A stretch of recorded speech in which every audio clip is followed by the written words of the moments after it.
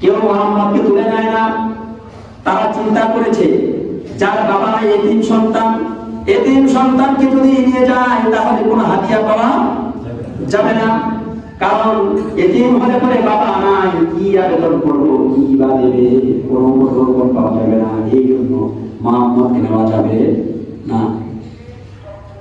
সকলে সন্তান পেয়ে গেছে। হালিমা সাদিয়া রাদিয়াল্লাহু আনহা শুকনো মানুষ, কোলে দুধের বাচ্চা, দুর্বল মানুষ, তার চেহারা দিকে তাকিয়ে কেউ তাকে সন্তান দেয় না।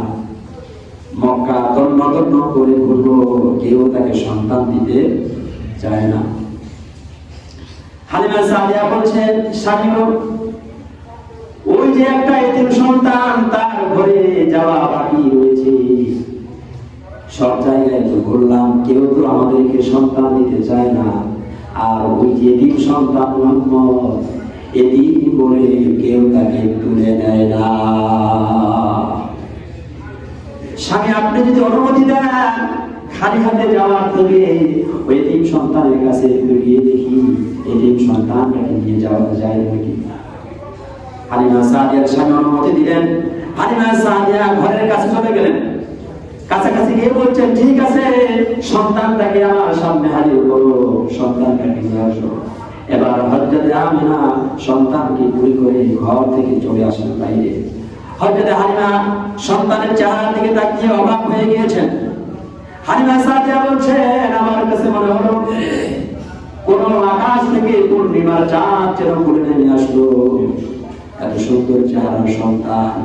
হালিমা সাদিয়া বলছি, এত সুন্দর চেহারার সন্তানকে কেমনি মানুষ রেখে যায়, আমি এই সন্তানকে নিয়ে যাবো, এত সুন্দর মানুষ হয়।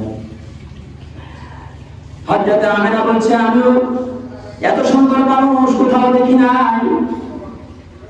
মুফতি জিয়াউল হক কাসেমি খুতবাতুল কাসেমির মধ্যে সুন্দর করে লিখেছে, এমন সময় আব্দুল মুত্তালিব দৌড়ে চলে আসছে।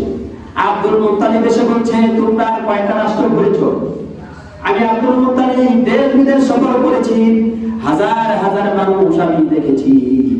আমার নাতি মুহাম্মদ এত সুন্দর, এত সুন্দর, আমার মুহাম্মদের মতো সুন্দর কোন মানুষ এই জমিনে আমি দেখি না। আল্লাহ রাব্বুল আলামিন জিবরাইলকে বললেন, হে জিবরাইল তাড়াতাড়ি করে চলে যাও, আমার হাবিব মুহাম্মদের সৌন্দর্যের সাক্ষ্য দিয়ে আসো যাও। এবার জিবরাইল আমিন মানব আকৃতিতে চলে আসছে, হাজির হয়ে গেছে। জিবরাইল বলছে, আব্দুল মুত্তালিব তুমি আর কয়েকটা রাষ্ট্র গিয়েছো? মাত্র কয়েকটা রাষ্ট্র তুমি করেছো, কয়েকটা দেশ সফর করেছো, কয়জন মানুষ তুমি দেখেছো?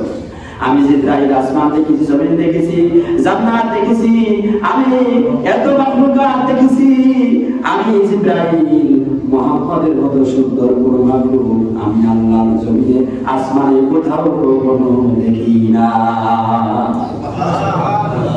আল্লাহ রাব্বুল আলামিন ডেকে বলে, হে জিবরাইল তুমি আর কয়জন মাখলুক দেখেছো? আমি আল্লাহ নিজ হাতে মাখলুক বানিয়েছি। আমি আল্লাহ যত মাখলুক বানিয়েছি, আমার সমস্ত মাখলুকের ভিতর সব থেকে সুন্দর করে আমি আমার হাবিব মুহাম্মদ সাল্লাল্লাহু আলাইহি ওয়াসাল্লামকে বানিয়েছি। সুবহানাল্লাহ।